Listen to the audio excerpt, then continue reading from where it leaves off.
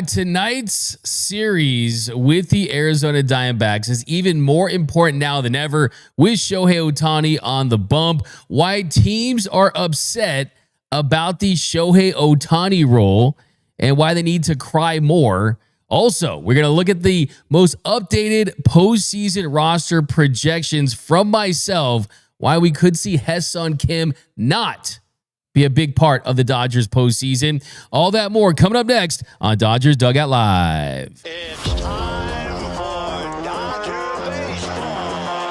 Welcome to Dodger Stadium.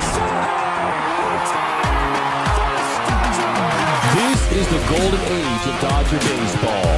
The Dodgers are building a dynasty. You guys ready to parade? We got a parade. The Dodgers punch back and head to the championship series. Ohtani starts the 50-50 club. Mookie Magic. Freeman hits the ball to right field. She is gone. Start the party, Los Angeles. Your Dodgers have won the World Series. Think blue, bleed blue, and I'm out. What is up, Dodgers Nation, and welcome to another episode of Dodgers Dugout Live, the #1 Dodgers podcast and Dodgers show on YouTube. My name is Doug McKain. I cover the Dodgers for Dodgers Nation, a credentialed member of the media. You can follow me on X and Instagram at DMac_LA. If you are new to the channel, do us a huge favor. Hit the subscribe button. Hit the notification bell. If you watch every single episode, if you're an everydayer, hit that like button to support the show. Drop a comment down below. Also, join our Discord. Our Discord, we have thousands of Dodgers fans talking Dodger baseball all day, every day, 24/7, 365. So be sure to join that.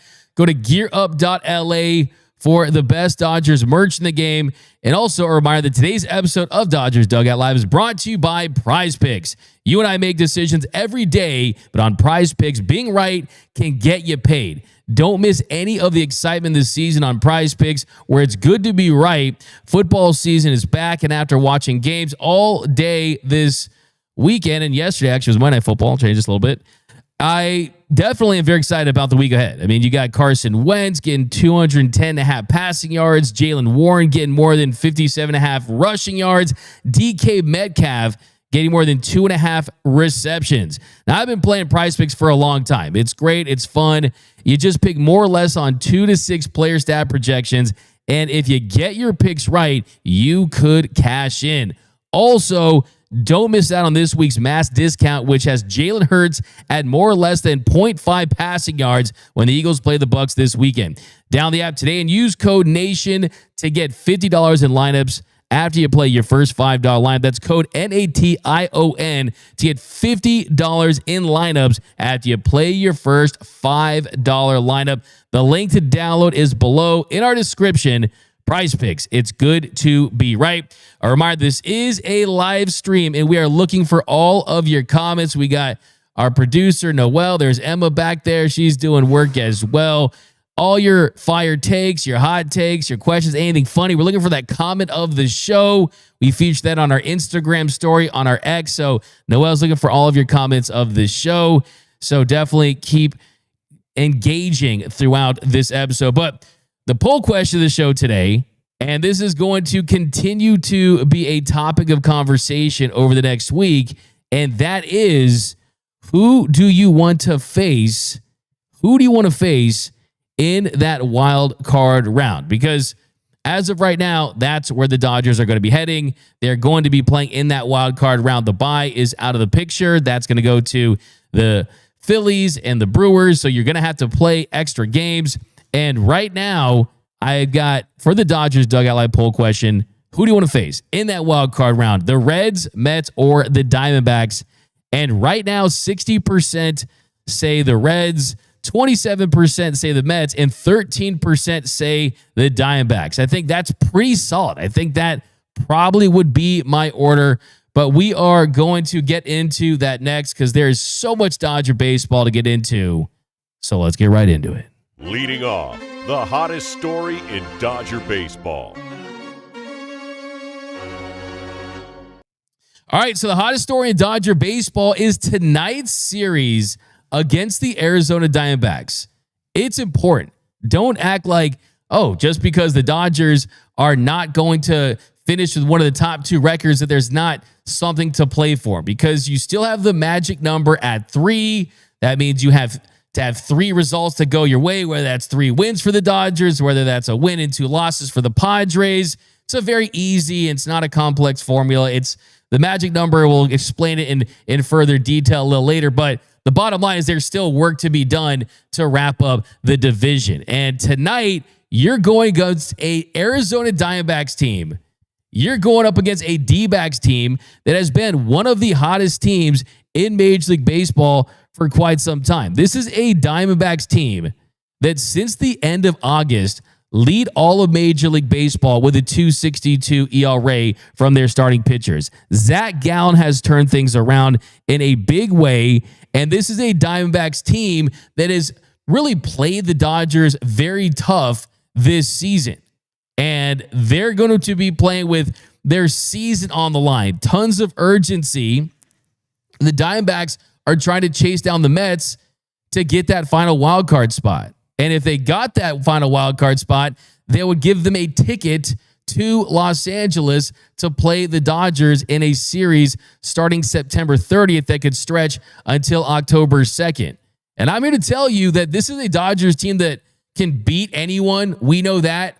But this is Major League Baseball. And in Major League Baseball, there's the highest level of unpredictability. It's the sport where bad teams beat good teams. It's the sport where it's not about the best roster, it's about the hottest roster. And right now, the Diamondbacks are one of those teams that have really caught lightning in a bottle late in their season to gain some momentum. And they played the Dodgers tough this year. Like I said, they entered tonight with a 5-5 record in their head-to-head meetings. And the Diamondbacks have outscored the Dodgers this season 46-43. Tonight, the Diamondbacks going with Brandon Pfaadt, has not had a great season, a 5.02 ERA, but he is also having a really nice run at it going against the Dodgers, because he's someone that was flirting with the no-hitter. He tossed 9 scoreless innings, a 1-hit ball against the Giants in his last start. And they end up losing the games because they didn't have run support. But still, Brandon Pfaadt, he's been on a heater of late. And most of the time this year, Brandon Pfaadt, when he's been bad, it's been when he's been on the road. On the road this year, Brandon Pfaadt, a 7.29 ERA. At home, a 3.15 ERA, and he's won 9 of 16 starts. Tonight is not going to be easy. This is a Diamondbacks team that beat the Dodgers in 2023. Mind you, that team did not include Shohei Ohtani, but still, they have nothing to lose. You lose Corbin Burns earlier in the season, and there was not a lot of expectations on this Diamondbacks team after that, but it's baseball, and they would love nothing more than a chance to knock off their division rivals at their house. And I think that's what the Diamondbacks have going for them. Now, what the Dodgers have going for them is they have A1 Mr. Shohei Ohtani. And Shohei Ohtani, he's on the bump tonight against the Snakes, and he's been on his own heater of late. He has not given up a run in his last 11 1/3 innings. That goes back to his start against the Reds at the end of August. And he also had his best start most recently in his last start against the Phillies, where he gave a 1 hit in 5 innings and didn't give up any runs.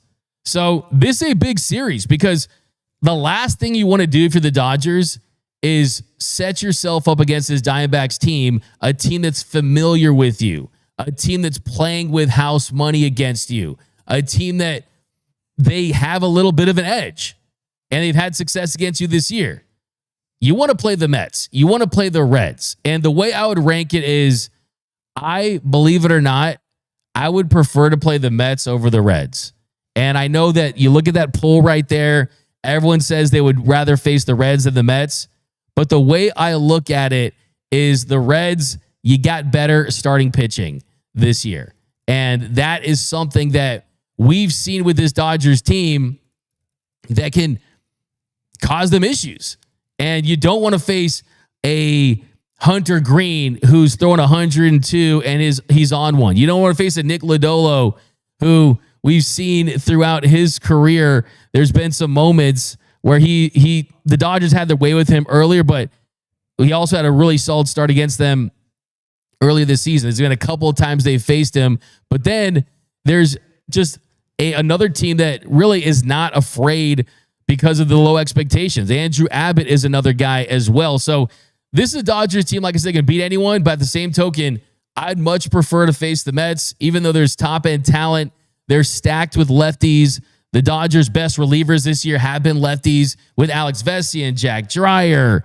And you still have Justin Robleski and Tanner Scott looked really good in his last 4 appearances.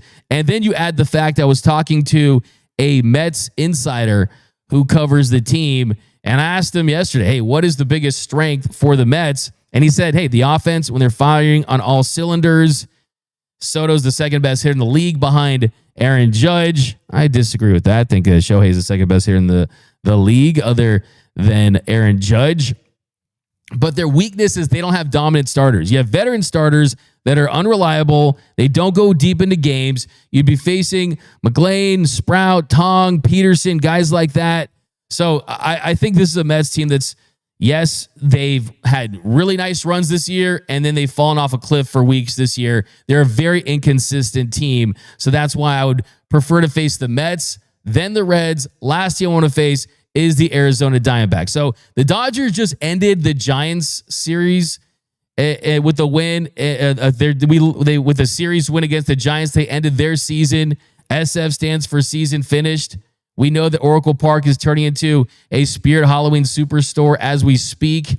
I like to say that after every Giants win. I've been saying that for the last 4 years because they have not done anything outside of 2021. Well, now you can do the same thing with the Arizona Diamondbacks. You can crush their dreams. You can end their season. And then we'll see what happens if the Dodgers face the San Diego Padres. It looked like Manny Machado was pretty happy about a postseason wildcard berth yesterday. The Padres parade was pretty wild last night after that postseason berth. I believe the Dodgers did a very simple champagne toast, but that's where they're at. Now, one of the big storylines, I would say not even one of the big storylines, the biggest storyline for the postseason in 2025, not just for the Dodgers, but for all of Major League Baseball, is we're finally going to get to see something that is years in the making, 8 years in the making. And that is we're finally going to get an opportunity to watch Shohei Ohtani pitch in the postseason under the brightest lights with everyone watching. And because he was with an inferior franchise in the Anaheim Angels of California, United States, universe, space, wherever they're from these days, he didn't get close to the postseason. And that's what baseball has been missing, is their best players on the big stage. And last season, we got to see that, and you had the best ratings that you've had in years when the Yankees and the Dodgers faced off in the Fall Classic. Aaron Judge and Shohei Ohtani going toe-to-toe. And now it seems like teams out there are not happy about the fact that the Dodgers have a unicorn. The Dodgers have a cheat code in Shohei Ohtani. Well, Bob Nightingale wrote in his most recent piece, quote, teams are upset that the Dodgers will have one more pitcher than everyone else on their roster since there's a special exemption for Shohei Ohtani as a two-way player. If Ohtani is a starting pitcher, he can remain in the game as a DH once he's replaced on the mound. But if he starts the game as a DH and pitches out of the bullpen, the Dodgers would lose the DH once his relief appearance is over. The only way Ohtani could stay in the game would be moving to the outfield, where he hasn't played since 2021. In the words of the great Justin Timberlake, cry me a river. Everyone else out there could have given Shohei Ohtani $700 million. Everyone else out there could have developed their franchise to become a sustainable winner that's a perennial World Series contender that would attract Shohei Ohtani, would make him want to be a part of that organization because his number one goal is winning a World Series. Shohei Ohtani said, sign me up for that. What happened in year one? Checks notes, won the World Series. He made the right decision. Yeah, geographically, the Dodgers have some advantages. You're in Los Angeles. The flight distance to Japan is shorter than it would be when you're playing over in New York or Toronto or wherever it may have been. But still, the Dodgers, they built a foundation and an infrastructure and an organization that was built years ago with the O'Malleys and the fans and moving to LA, and all that had led up to them signing Shohei Ohtani. So guess what? He's a unicorn, and this is a problem for other teams. But how about this? The Yankees, you can pitch Aaron Judge. Go for it. The Phillies, you can use Kyle Schwarber to pitch. Go for it. The Padres, hey, go use Fernando Tatis as a pitcher. You can do that. It's within the rules. The truth is, the Dodgers shouldn't feel bad about this. Shohei Ohtani shouldn't feel bad about this. And the league sure as hell shouldn't feel bad about this, because why would you not want to have a rule in place about an extremely unique player that does something that no one else does, so fans across the world can watch this? I think when people watch sports, they think, oh, it's sports and it's about just sportsmanship, and these leagues are put together because they owe you something. This is an entertainment show, right? This is an entertainment product, right? This is a show that it's called The Show, and it's apt because it's about getting eyeballs on screens. It's about putting butts in the seats. It's about getting you to buy merch and do everything around making money. This is a money-making endeavor. And having Shohei Ohtani have the ability to still bat after he pitches, that strengthens the product because it allows fans to still see Shohei Ohtani hit. Could you imagine if Michael Jordan was only able to play 3 quarters, or Tom Brady wasn't able to run the 2-minute drill at the end of a game?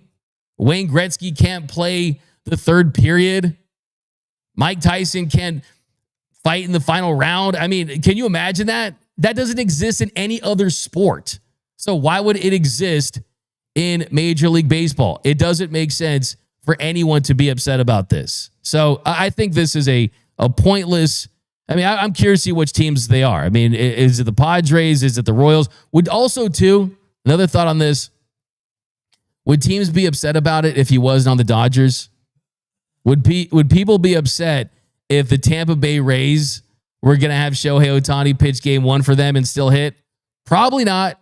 But everyone views the Dodgers as this juggernaut, and they ruin baseball and their Los Angeles deferrals and all this stuff. Last time I checked, they're a team that's fighting to win 90 games and is going to start the postseason in the wild card round. So I don't want to hear it. I don't want to. I think it's a silly. It's not even baseball's version of the tush push, because the tush push isn't officiated correctly. You've got offensive linemen getting running head starts and false starts. And the truth is, though, the one similarity it does have to the tush push is everyone could do it.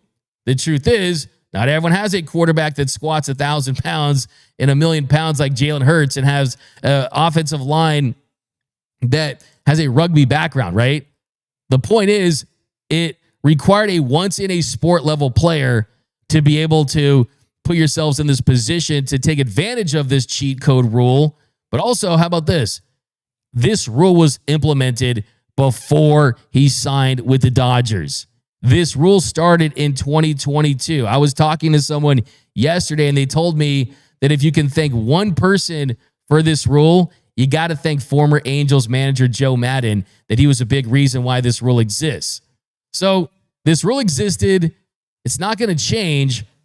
But I will say, if Andrew Friedman and the Dodgers get their wish and this rule carries over to him being able to stay in the game as a DH, pitching out of the bullpen, well, then I think you have a real argument. Because at that point, then it does look like you are catering to the Dodgers. For me, I still would allow it. I still would allow Shohei Ohtani to pitch and go in as a DH, as a reliever. but I could see the argument after that. At this point, if he's used as a reliever, you have to make him an outfielder. You just have to. If you're the league, you can't bend the knee to the Dodgers in that situation. But here's the thing. Shohei Ohtani's athletic. He has already said that he'd be willing to play in the outfield if that situation arose. And if it presented itself, he certainly could get it done. Just imagine this. It would be one of the greatest moments in baseball history. Imagine Shohei Ohtani robbed Aaron Judge of a home run to win the World Series. Imagine Shohei Ohtani makes a sliding catch on a Manny Machado blooper to end a series. Imagine all these scenarios, and it's great for baseball. Like, let's be honest. The reason why you continue to watch this sport is there's 162 games a year. There's a month-long postseason, and somehow, some way, you tune in and you'll see something you've never seen before. And that would give the opportunity to see something that you've never seen before. So, cry more. I'm going to take a sip of all these fans and all these managers' tears right now that are crying about the Ohtani rule. All right, coming up next, we got a big injury update. We'll hear from Michael Conforto. By the way, the Michael Conforto tattoo, I looked up micro tattoos, and you can get tattoos in like size like one font. So found a little loophole. I think I'll get the Michael Conforto tattoo like on my quad by like size one font. No one say anything about that. If you're gonna do it like that, you gotta do it on like your wrist. Oh, absolutely not. My mom would kill me, honestly. Then when you shake his hand, congratulate him on winning. You're just like, hey, take a look. Yeah, that'd be interesting. I mean, it'd be a good problem to have, right? I would love to be in the NLCS and World Series and win those rounds. They would be. I might just do it because of that alone. But coming up next, we got a big injury update. We're going to take a look at the postseason roster once again. For my Hyeseong Kim truthers, it might be time to accept that he might not have a big role for the Dodgers in October. That's coming up next on Dodgers Dugout Live. And welcome back to Dodgers Dugout Live, the #1 Dodgers podcast and Dodgers show on YouTube.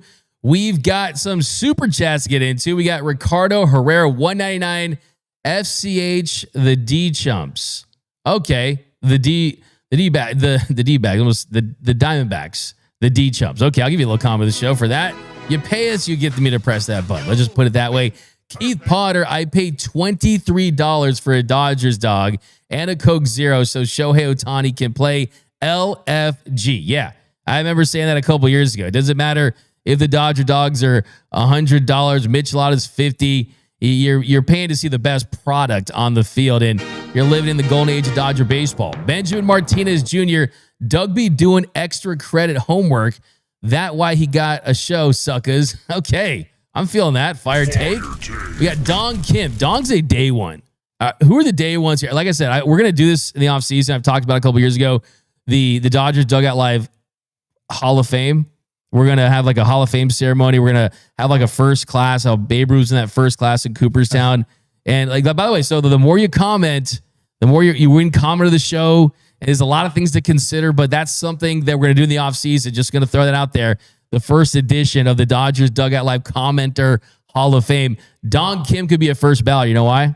Why? He was back with me rocking in 2019, 2020, 2021. A day one.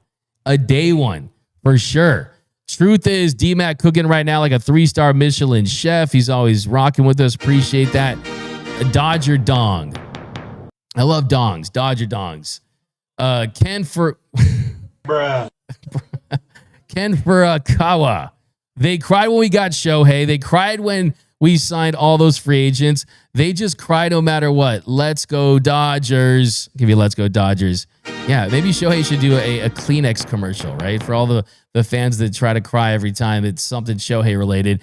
Ron Stoppable. Need to clinch the division in Arizona so we can celebrate in their pool. Wouldn't that be nice? And, we're going to revisit that. I was going to do a little bit on that later. But they're not going to do that, but that was a great time. Like, the Dodgers will not do that. They're not going to celebrate in their pool. Might be nice to see Kike nosedive and do a cannonball. It ain't happening. There's no tension between these two teams. Let's play the Reds from Stun Seed 59. Joshua Holtz, what are the top 3 most annoying things at a game? Beach balls, sombreros. At first Ohtani night, someone in front of me was blocking the whole batting area. people in wrong seats intentionally. Joshua Holtz. I'm going to respond to all of those later during the 7th inning stretch. All right, I'll save this one for you. Which one? This comment. Okay, which one? You said there are 3 most annoying. Oh, you'll save it. Sorry. I'm sorry.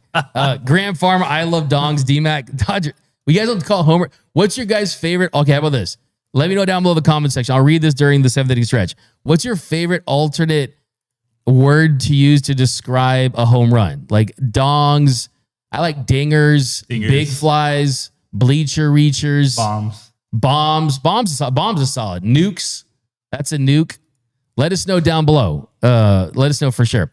But let's get into the big injury update because it is Tuesday, and that's when we update you on all of the Dodgers injury news. Dodgers big injury update. All right, so the biggest injury update that we have to get into first is the most concerning one, and that is about Will Smith, about Dill Smith. And this comes at the wrong time of the year because you're heading into the postseason. You need your right-handed bats against lefties. They faced a lot of lefties lately. Dodgers have still managed to win 10 of their last 14 games. But right now, until you see Will Smith behind the plate, hitting like Will Smith, doing Will Smith things, you're going to be concerned. And I'm very concerned. It's not just that, oh, will he come back? It's when he comes back, how will he perform? Because that has been one thing that has been a common thread with Will Smith seasons in the last couple of years is that start strong, slump at the end. And this year he had his best wire-to-wire season and then suffered this fluky injury where it looked like it was minimal. It looked like it was minimal against the Pirates. His hand is not behind his back.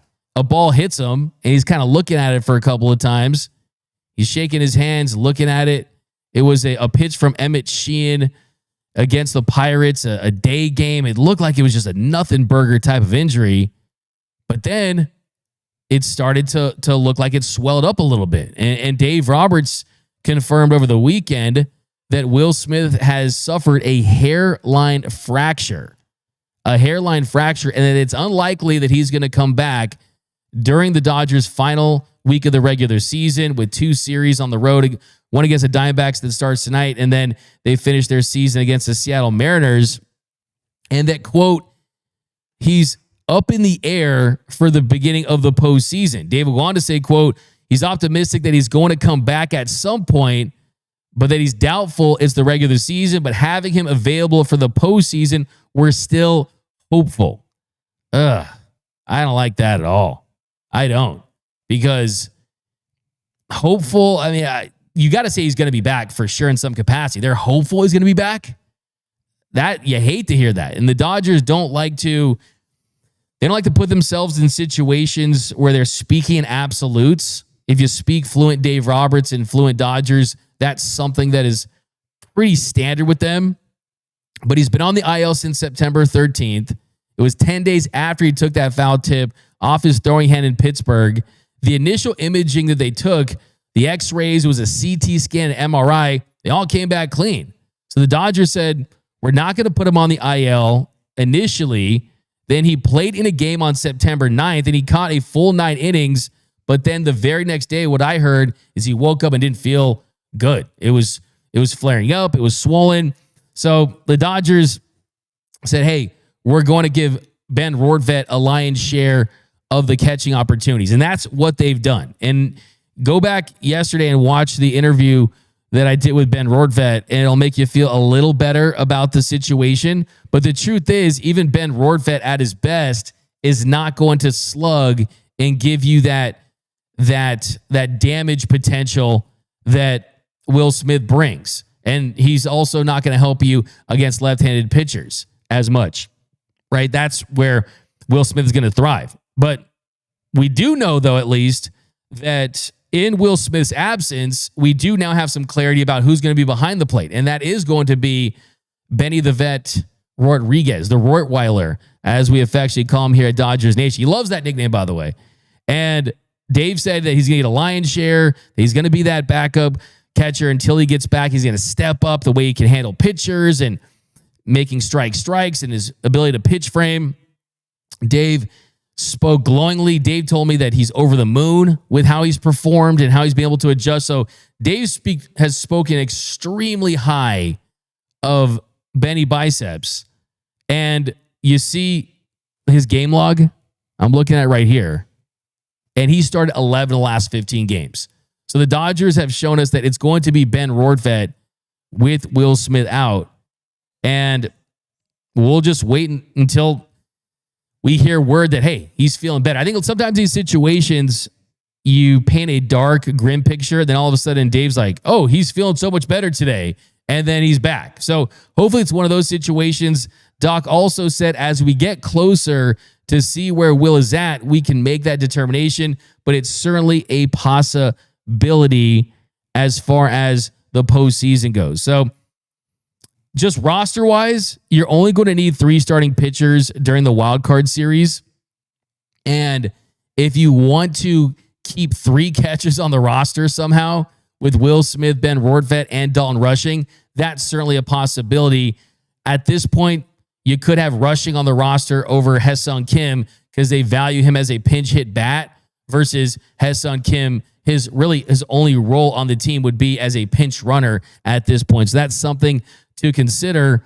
But Rushing hasn't been great. He really hasn't. He's hit less than 200, a 50 weighted runs created plus. Did have that monster moment against the Padres where he hit that big game-tying 3-run home run down in San Diego. But the other issue here, too, is Will Smith has slumped. I mean, August, Smith, he hit 159, had a 326 on base, a 304 slug. And he had been, outside of Shohei Ohtani, really the Dodgers' best hitter in their first 100-plus games of the season. First 110 games of the season, Smitty hit 296 with a 901 OPS in 110 games. Andrew Friedman said, it's baseball, it's what happens. Obviously, there are all kinds of different injuries, and no one's going to feel sorry for us. We've got to do the best we can do to hold down the fort until he's back. So the Dodgers have played well. They have won 9 of their last 12 games, and you continue to put the finishing touches on another division title. But man, if you're going to rank Dodgers players that you couldn't get injured, outside of the starters and Shohei Ohtani, Will Smith is certainly in that conversation with Mookie Betts and Freddie Freeman, not only for his offense, but with the way he can throw out runners, handle the pitchers. But hey, let's all rally behind Ben Rortvedt. He could be a guy that could be this better version. Everyone calls him Brent Honeywell this year. I think that he could have a much bigger impact than Brent Honeywell had for this team, even though Honeywell had a big impact, right? Getting Mookie right, eating those innings and wearing those games where the Dodgers are punting in the postseason. But Friedman's confident in Rortvedt. He said the way he's helped lead our pitching staff has been awesome. He really has that servant leadership mentality behind the plate, which has really ignited himself with a lot of our pitchers and ingratiated himself with everyone here. Obviously, the way that they're throwing the ball has to do a lot with that, but at the same time, they feel so much more comfortable throwing to him as they've had that kind of success. So it does feel like the Dodgers are acknowledging that level to this, that Ben Rortvedt can bring a skill that could be at a premium. Now, some other updates on injuries. Well, the guys you're going to see this week are going to go a long way to determining who comes out of that pen in the postseason. And a big one this week is, do you smell what the Brock is cooking? As Kershaw calls him, Tupac. It's like a Tupac thing. It doesn't work for me, but that's what they call him in the dugout, in the clubhouse. He's going to be back this week. He's been dealing with that right shoulder inflammation. He had his third rehab outing for AAA Oklahoma City on September 21st. He's going to join the Dodgers in Arizona. We'll see what the corresponding move is going to be. You could IL Kirby Yates. It's this late in the season. He's been dealing with stuff at points during this year, the hamstring injury. That's not going to be an issue. But they also guys with options too. Edgardo Henriquez, which I don't think they'll do. Justin Robleski, Will Klein. They'll find a way to get him on the roster. Then the other big one this week we're going to see we talked about a lot yesterday, so we won't go too deep into it this time.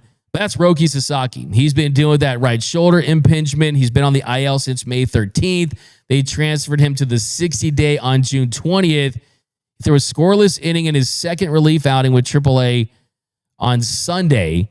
Dave Roberts said that he's done everything he's needed to do to get an opportunity. The soonest that he could pitch is Wednesday. So expect to see Roki Sasaki at some point this week, most likely in Arizona. They do have a division to win, but you're going to see Roki Sasaki this week. The wild card one is going to be Kyle Hurt, because Kyle Hurt, he's been on the IL since March 18th, recovering from Tommy John surgery that he had last summer.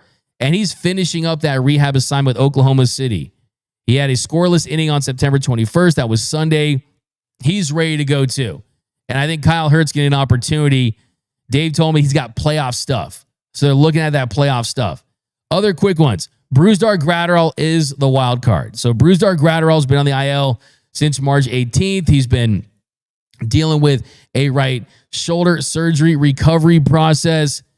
Andrew Friedman said on Saturday that they're not expecting him to return this season, and that he hasn't been able to ramp up after undergoing that labrum surgery on his right shoulder. So Andrew Friedman shut it down, but then Dave Roberts kind of like picked it back up.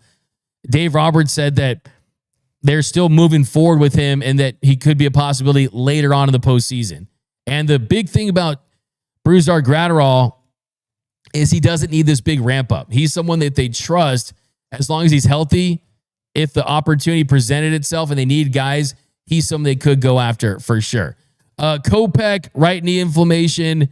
They threw him back on the IL. Dave Roberts said that his stuff is pitchable, but he's dealing with some, quote, lingering physical issues. He's been on the IL 3 times this year. He's extremely frustrated. He's talked about it. I think there's a pretty minimal chance you're going to see Michael Kopech this season unless they suffer a couple injuries. So that's where they're at from an injury standpoint. And Will Smith's the big one on the position player side. On the pitcher side, I think Brock Stewart is he's like an 80% chance to make this postseason roster.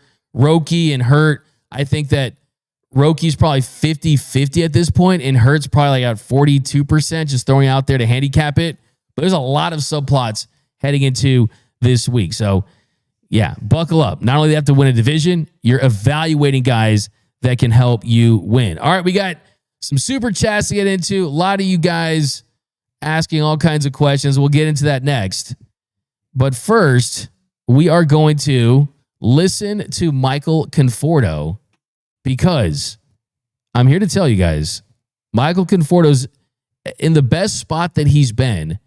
And I think if you look at the end of the roster, from what I heard this morning, it's good. Who knows what's going to happen, really? But Michael Conforto, he's pretty much a lock. He's a lock to make this postseason roster at this point. He really is. And it's because he has a clear-cut role on this team. And to make the postseason roster, you have to have a clear-cut role. And with the Dodgers showing us that Tommy Edman is going to be in center field against right-handed pitchers, well, that lets Michael Conforto stay out there in left anytime you have righties, right? So the Dodgers outfield configuration against righties is Conforto in left, Andy Paz in center, and Teoscar Hernandez in right. When it's a lefty on the mound, you're going to see Tommy Edman in center, Andy Paz in left, and Teoscar Hernandez in right. So Conforto has a clear-cut role on this team. So if you guys want to call him Michael Ofer Conforto, Canofer Forto, the Con, I've heard every negative name. You guys have given me hell this year because I predicted that he would be an all-star this season and he'd be kind of this year's version of what we saw Teoscar Hernandez and JD Martinez and guys like that do. Well, the truth is, since the beginning of September, he's hitting over 300. He has a 143 weighted runs created plus. He's hit 3 home runs. And statistically, he's been the Dodgers' third best hitter since the beginning of the month. So Michael Conforto has put himself in a position to, 1, have a role, and 2, he's a veteran bat that they feel better about in those situations. They would not have Hyeseong Kim at the plate over Michael Conforto. They would not have Tommy Edman in center field against a righty when you have Michael Conforto. So he has a clear-cut role. He also had a breakthrough heart-to-heart conversation with Dave Roberts that sounds like it turned his season around. So here, give a listen to Michael Conforto. I also asked him about the Giants, how he pulverized his old team. He dominated the Giants this year, and his at-bats against Clayton Kershaw. Here's Michael Conforto. When we come back, got the 7th inning stretch, and we're going to give out a comment of the show. I see you, Sneaky Panda. I see you, Alfonso. I see you, Keith Potter. We'll get to you guys right after this. What is it with you and your old team? You've been tormenting them all year. So much success against the Giants. I think they just have run into me at some bad times. Just been hot, and I think I'm familiar with a lot of those guys, and I've seen a lot of them throw, and but at the same time, I think I'm just more focused on having good at bats and kind of getting away from tinkering so much and so focused on what I'm doing mechanically, and I think there's just been a few times when we've been running into the Giants. So the plan is not to just get my hits against the Giants; is to keep going and have meaningful at bats, and that's where we're at. And 3 hits tonight, a home run. Does it feel like your swing and your approach is as good as it's been all year right now? Yeah, I think we're in a good place for sure. Being able to go, to left center is a really good sign. Being able to stay on a changeup out over the plate and hit a line drive to left, that's definitely a good sign. And just, those are the things that I do when I feel like I'm right. And so we're just looking forward to doing more of that. What do you think has allowed you to sort of shift that focus away from like how you're feeling, how your spring is doing, to just being able to go out and compete at this point in the season?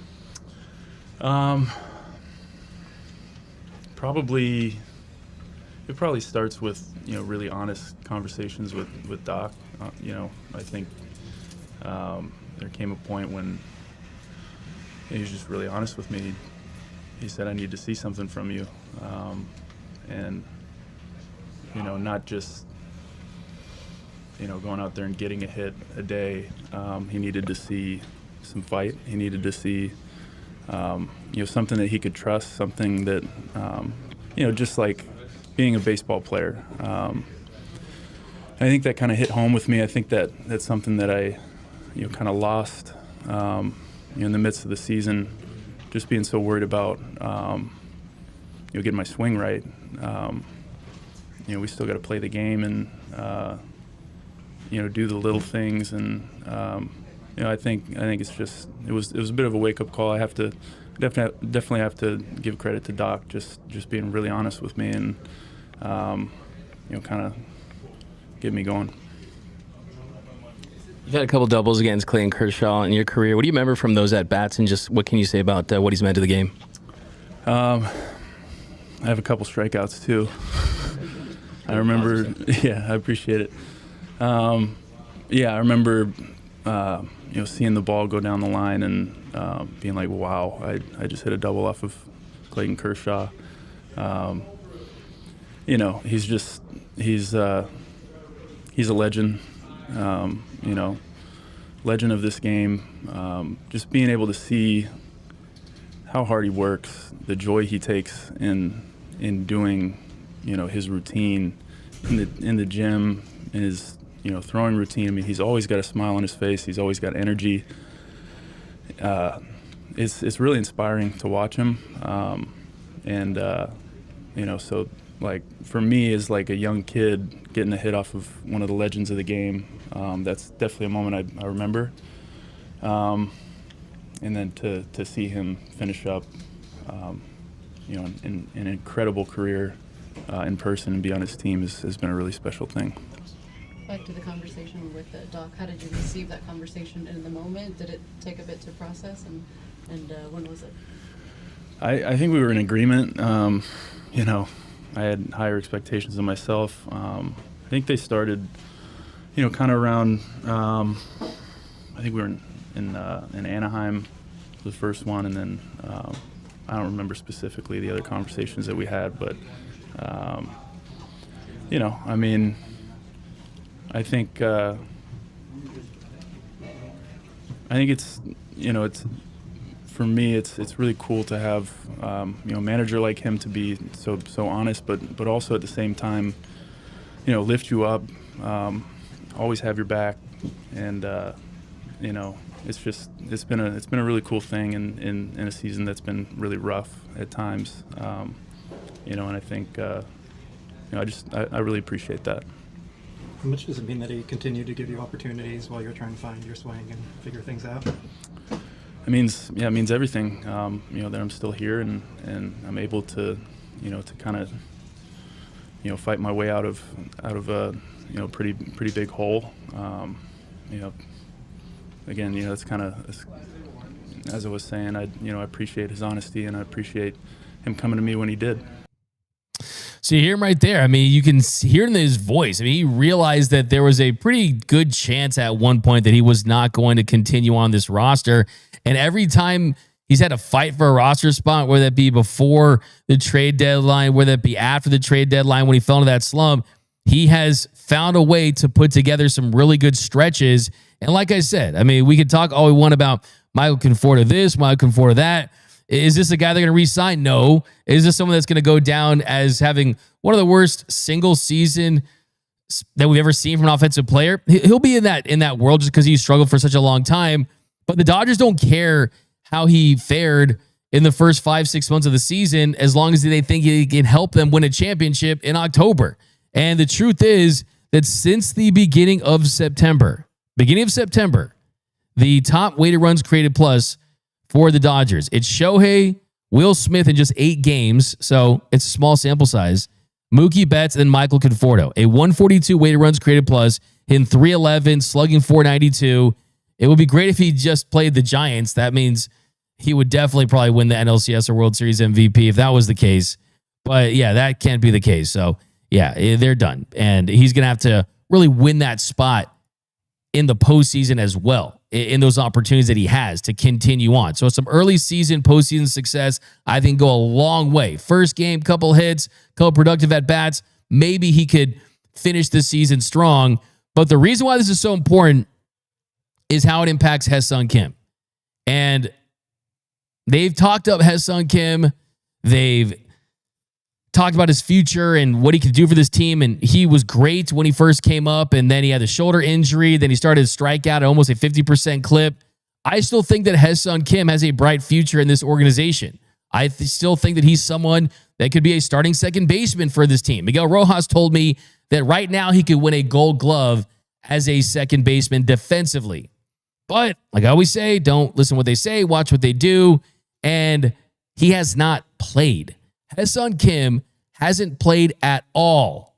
Not one inning, not one at bat, not one pinch running situation, not one defensive substitution. Hasn't played at all since September 14th. In that stretch, he hasn't just played. I mean, it's just nothing. I mean, it's 12 games, has bat twice. He just has not gotten those opportunities. And when you don't start those games, it tells you something. If they're going to bring you in like they have, like I said, I mean, 2 at-bats in the last 12 games. 2 at-bats in the last 12 games for Hyeseong Kim. And those were late games. And those were games, too, that the Dodgers had an 8-run lead and a 9-run lead. So games that they have won by 8, 9 runs are the opportunities that he was given when he was given those pinch hit opportunities. And Dave Roberts said about Hyeseong Kim, quote, he's growing, he's going to get better. But I think right now, when it comes to playing time, I've got to think about guys that I feel that can handle postseason pitching. But I think that this experience for Hyeseong to be on the club, to be in a pennant race, I think this is going to help him going forward. So I took a lot of heat on this show in the comments about a month and a half ago when I said that I didn't think that Hyeseong Kim would be on the postseason roster. Oh, D-Mac, what are you talking about? He's so much better than Michael Conforto. What are you talking about? A pinch runner. The truth is, he doesn't have a role on this team. Being just a pinch runner is not a role on a team. To have a role on a team, you have to plug you into a certain position, whether it be platooning at second base. Can't do that. We got Rojas. You got Kike Hernandez. Got to find some time. See Kike at third. I think sometime maybe mix it up with Max Muncy. You got lefties on the mound. Maybe you see Kike. I think Muncy is going to be their every inning third baseman because of what he means as far as at-bat quality. But you got to find time for Kike. And the truth is that he still has not adjusted to big league pitching after they've adjusted to him, and he hasn't looked like the same hitter after suffering that shoulder injury. Now, I do think early on in the wild card round, we've seen teams last year, for example, 6 of the 8 wild card teams, you had 12 pitchers or less last year. The Royals and Astros took just 11 pitchers last year, the wild card round. If you want to load up with position players, by all means, you could consider a rushing and a Rortvedt and a Smith, or a Kim and a Rortvedt and a Smith, or some configuration of that. If you want to add another bench piece, it's possible. But I'm here to tell you that I think right now, if the postseason was tomorrow, you're not going to see a big role for Hyeseong Kim. But all right, guys, you've been waiting all show, and we've been waiting all show to hear from you guys. So who's going to get that comment of the show? Who's going to win today? Also, it's Tommy Lasorda's birthday today. So wish Tommy Lasorda a happy birthday. We'll get to that after that. But first, let's go to the 7th inning stretch. The 7th inning stretch.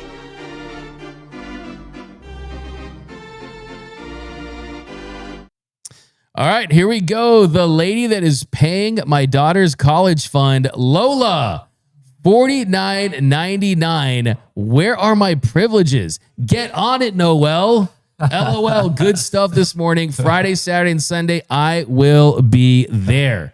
Wow, calling out Noel. Lola. Come on. I told Lola to email us, contribute@DodgersNation.com, and we're going to take care of her. So. Oh, awesome. For sure. Yeah, we're going to take care of Discord. We're going to get her on the Discord, and they'll give her wants to be a moderator. So we're going to talk about that. We'll hook her up with some good shirts. I know you were talking about Hyeseong Kim potentially not being on the postseason roster, but that awesome. common shirt is still hot in the streets. That's a fire shirt. We got to get That's her one. Fire shirt. The Kirsch one, the Ohtani one, everything. I like it. Just like Tommy Lasorda said at his introductory press conference that he'd pay the Dodgers to be their manager, Lola's paying us to work for us. I like that. Lola, you're the best. Appreciate that. Sneaky Panda. This one is a little sus. I'll read half of it. Sneaky Panda, like, you're always saying the most out-of-pocket stuff. Like, Nando's stuff is like G-rated. Where's Nando been? I haven't seen Nando the past couple of days. Yeah, I got to find out where my guy Nando is, man. Anyone know where Nando's at? But this is G-rated compared to Nando stuff. He has first ballot Hall of Fame, Dodgers Dugout Live potential. $5, watching Rortvedt chew his gum and not make any bubbles is just making me so hot. Just pop the bubble already. Okay, that wasn't too bad. That wasn't too bad, right? That wasn't too bad. That was pretty bad. That was pretty bad? Okay. That's pretty bad. Ricardo, $2. Where do they fit in Keektober? Yeah, Mr. Keektober is certainly going to have a role. And like I said, some of the options, you could platoon him with Max Muncy because Muncy has struggled against lefties. But even when Muncy goes against a lefty, you see over 4 pitches per at bat, the way he does for this offense. I mean, he hit a home run off a lefty recently, so I don't think that they're going to take the glue out of the offense. Second base could be an option. Left field could be an option as well. I think it will really definitely be determined by how good the offense looks early on. I don't think he's going to start game 1 of the wild card series, right? And I think it's going to be a decision that they're going to have to make. When do we have to go to Mr. Keektober, where it's never fear, Kike's here, and is that too late in a season? The good news with Kike is he can play all over the diamond, right? He can play center field, third base. Remember, when Freddie Freeman went out last year with the ankle injury, first base was a spot for him, right? So you could see him on the field because someone gets injured, or you could see him on the field because the offense needs a spark. And if that's the case, they could throw him in left. I mean, Michael Conforto or Andy Pajes could go to center. There's all kinds of configurations, and that's why this organization, they value positional versatility. We got Yagamil, $4.99. DMAC, honestly, how does it feel to read silly crybaby takes from half Dodgers fans? You call it crying, I call it passion. They cry because they care, and I'm that shoulder to cry on. And yes, sometimes I'm a little drenched because of all the tears, but hey, they care, that's for sure. But look, I mean, it's always a good time. We got Bilal K shoots me straight, and I appreciate that. Everyone needs a friend like Bilal K, the keep it real friend. He's in the Hall of Fame too. I don't know. I don't know if he's first ballot. I like Bilal K. That's I like Bilal K. I don't know if he's first ballot. Is it first ballot? He's your Joker. Yeah, no, I mean I'm not mad at it, but he's a candidate. He's a candidate. Yeah, he's a candidate. Bilal K, did you tell Conforto you loved him, D-Mac? Did I tell him that? You really think I'm going to go up to a player after I ask him a couple questions and organize scrum and say, I love you? Come on. Of course I did. Alfonso Lucio, I've been a day one since D-Mac was riding his Honda Pilot. Funny enough, that wasn't my Pilot, but that you're talking about the Dodgers parking guide. Yeah, that was a Honda Element. But Honda nonetheless. Shout out to Clint and the gang. We got since D-Mac was the maintenance guy on Dodgers Nation. Alfonso, appreciate a day one right there. Definitely getting some everyone's loving this Hall of Fame eligibility, I see. Yeah, you guys want to be in that Hall of Fame. See, guys, we keep track. We keep track of how many comments of the show you get. Douglas Anderson, Klein is pitching pretty well, D-Mac. Or have you been watching? I don't know. Maybe you didn't watch yesterday's show where I was glazing Will Klein for like 5 straight minutes yesterday. So certainly, Will Klein has big stuff. I said yesterday he could do for the Dodgers this year what Michael Kopech did for the Dodgers last year. He doesn't have as much big league experience as Michael Kopech, but as far as big stuff, triple-digit heat, the way that his cutter and slider, the way that stuff plays, for him it's just limiting the walks. He could be a problem. I'm definitely considering Will Klein just because they just don't have a lot of dominant right-handed pitchers. Did you see that stat from Mike Petriello that Blake Tryon, the first pitch that was responsible for 5 of his team's last 7 losses, first time since 1912. So that was crazy. That was crazy. And Dave said that his confidence in Blake Tryon is unwavering. So he's going to stay on this roster. But I think you need an infusion of righties and Kyle Hurt, Rogi Sasaki, Will Klein, all those names. D-Mac, Will Smith can have my kid's hand. Keith Potter. Okay. I'll tell him that. You give your hand to Will Smith? Okay. Maybe I should give my hand because they look the same. We got give you a little comment to show for that. I like that one. That was a pretty good one. What do you think? You sure? It's a contender. Malachi Freer, I seen your Accord at a game before at D-Mac. Yes, I mixed it up. Grandma's Accord does make some appearances. Between that and the Tesla, it depends on the day. Come say what's up. Why'd you see my card and not come say what's up? Joshua Holtz, what are the top 3 most annoying things at a baseball game? Beach balls, sombreros, or blocking the whole area. Beach balls, I don't think beach balls, I haven't seen, they must do a really good job of outlawing that these days. I don't see that at all anymore. Do you? Yeah, the couple of games I've been to this year, I've seen some. My girlfriend always wants to hit a beach ball at a game, so I always try to get it, but it came close to me last time I was there, but I haven't been able to get one. But I've seen a couple. I think that in the past, when the Dodgers product wasn't as good, I would say, yeah, get the beach balls out, do the wave. The product is so good on the field a lot of the times with the stars. I'm like, hey, just pay attention. But the beach balls don't annoy me. The sombrero, though, look, I love sombreros for sure. But yeah, I mean, wear the sombrero to the game, but maybe just take it off a little bit if you're obstructing the view. I mean, that could be something. But we got Joel Rodriguez, spit on my face, D-Mac. Tell me the Mets and Phillies are scared of the Dodgers. Joel Rodriguez. Okay. No. Beer Sum. Honestly, I don't see a difference between Rushing and Barnes offensively. I do. It's the potential for high upside power. But yeah, Austin Barnes, as far as batting average goes and just putting the ball in play, Austin Barnes is actually better at that, at least in his first season. Lola, as much as I don't like saying it, Will is out until 2026. We have way too long of risk. I don't know. Will Smith caught every single game last year, so you definitely have to make sure he's in there. All right, so comment of the show. I think we'll give it to the guy who's willing to give up a hand. Anyone who's willing to give up a hand for a player, that is pretty awesome. So yeah, I mean, if it's who's that? Keith Potter, I think. Yeah. So Keith Potter, there you go. You got your comment of the show. But all right, guys, running out of time, so let's do the walk off. The walk off.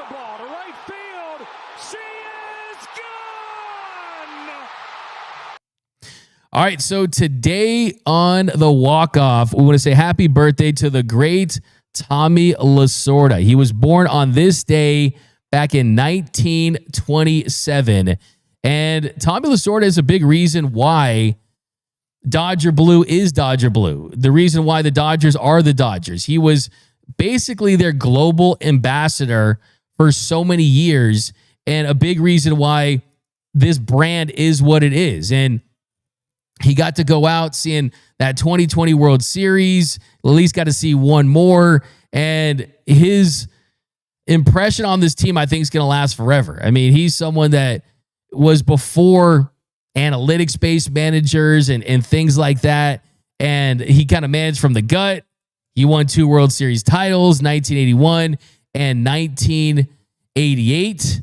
He also played for the Dodgers. And I think my favorite little fun fact about Tommy Lasorda is the fact that Tommy Lasorda was optioned for Sandy Koufax. How wild is that? Tommy Lasorda actually pitched for this Dodgers organization, and then he was optioned for Sandy Koufax. Sandy Koufax was a bonus baby. If you at the time had a player like Sandy Koufax, you had to keep him on your roster. So that was the kicker there. And Tommy Lasorda, to make room for Sandy Koufax, he was the guy that got optioned. And his famous quote about that is that it took the greatest left-hander in history to knock him off the roster. So awesome stuff from Tommy Lasorda. He's really one of the Mount Rushmore type of Dodgers, certainly in the conversation, an all-time great Dodger, one that is certainly missed to this day and has had an impact on this team forever. So happy birthday, Tommy Lasorda. But that's going to do it for this episode of Dodgers Dugout Live. My name is Doug McKain. You can follow me on X and Instagram at DMAC_LA. Hit the subscribe button, hit the notification button, hit the like button for your Los Angeles Dodgers. Join me tonight after the game for the post-game show. And join the Discord. Go to gearup.la, buy all of our merch. And special thanks to Noel, always killing the game. Emma back there as well. You guys in the comment section. And remember that nothing, absolutely nothing, brings together quite like Dodger baseball. And until next time, think blue, bleed blue, and I'm out. Start the party, Los Angeles! Your Dodgers have won the World Series! And when the upcoming winter gives way to spring, rest assured, once again, it will be time for Dodger baseball.